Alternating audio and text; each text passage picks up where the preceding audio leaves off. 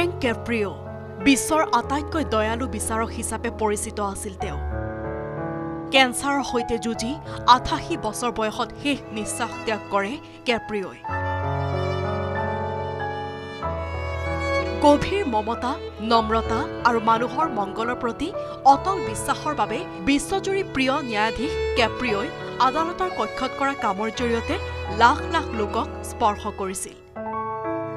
Pancreatic কেঞ্চাৰৰ সৈতে দীৰ্ঘদিন ধৰি যুঁজি অৱশেষত হাৰ মানিলে বৰ্ষীয়ান বিচাৰকগৰাকীয়ে। ফ্ৰেংক কেপ্ৰিঅ'ৰ আদালতত আছিল অন্য ধৰণৰ এক মানৱীয় আৰু সহানুভূতিশীল স্থান। সৰু সুৰা অপৰাধৰ বিচাৰত তেওঁ প্ৰায়ে নম্ৰতা আৰু সহানুভূতিৰ সৈতে সিদ্ধান্ত লৈছিল। সেই সকলো মুহূৰ্তলৈ প্ৰস্তুত হোৱা কৰ্ট ইন প্ৰভিডেন্স অনুষ্ঠানে তেওঁক কৰি তোলে বিশ্বৰ পৰিচিত মুখ।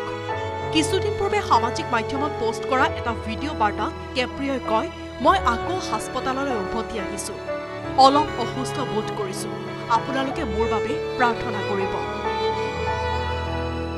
কেপ্ৰিঅ'ক কেৱল এজন সন্মানীয় ন্যায়াধীশ হিচাপেই নহয়, এজন মৰমীয়াল স্বামী, পিতৃ, ককায়েক, ককাক আৰু বন্ধু হিচাপেও সকলোৱে স্মৰণ কৰিব বুলি পৰিয়ালৰ লোকে উল্লেখ কৰিছে। News desk report, news 18 Assam north east. আপুনি বিচৰা বাতৰি পাব কেৱল নিউজ 18 এপত। নিউজ 18 এপ ডাউনলোড কৰিবলৈ স্কেন কৰক এই QR কোড। গুগল প্লে ষ্টৰতো পাব এই নিউজ 18 এপ।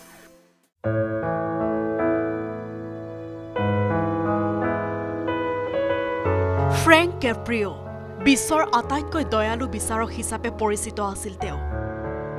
কেঞ্চাৰৰ সৈতে যুঁজি ৮৮ বছৰ বয়সত শেষ নিশ্বাস ত্যাগ কৰে কেপ্ৰিঅ'ই। গভীৰ মমতা, নম্ৰতা আৰু মানুহৰ মংগলৰ প্ৰতি অটল বিশ্বাসৰ বাবে বিশ্বজুৰি প্ৰিয় ন্যায়াধীশ কেপ্ৰিঅ'ই আদালতৰ কক্ষত কৰা কামৰ জৰিয়তে লাখ লাখ লোকক স্পৰ্শ কৰিছিল। পেনক্ৰিয়েটিক কেঞ্চাৰৰ সৈতে দীৰ্ঘদিন ধৰি যুঁজি অৱশেষত হাৰ মানিলে বৰ্ষীয়ান বিচাৰকগৰাকীয়ে। ফ্ৰেংক কেপ্ৰিঅ'ৰ আদালতত আছিল অন্য ধৰণৰ এক মানৱীয় আৰু সহানুভূতিশীল স্থান। সৰু সুৰা অপৰাধৰ বিচাৰত তেওঁ প্ৰায়ে নম্ৰতা আৰু সহানুভূতিৰ সৈতে সিদ্ধান্ত লৈছিল। সেই সকলো মুহূৰ্তলৈ প্ৰস্তুত হোৱা কৰ্ট ইন প্ৰভিডেন্স অনুষ্ঠানে তেওঁক কৰি তোলে বিশ্বৰ পৰিচিত মুখ। কিছুদিন পূৰ্বে সামাজিক মাধ্যমত পোষ্ট কৰা এটা ভিডিঅ' বাৰ্তাত কেপ্ৰিঅ'ই কয়, মই আকৌ হাস্পতাললৈ উভতি আহিছোঁ। অলপ অসুস্থ বোধ কৰিছোঁ। আপোনালোকে মোৰ বাবে প্ৰাৰ্থনা কৰিব।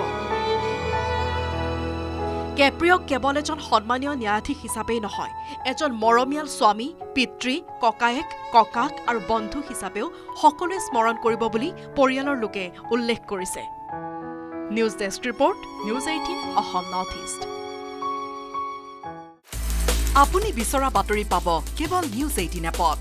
নিউজ 18 এপ ডাউনলোড কৰিবলৈ স্কেন কৰক এই QR কোড। গুগল প্লে ষ্টৰতো পাব এই নিউজ 18 এপ।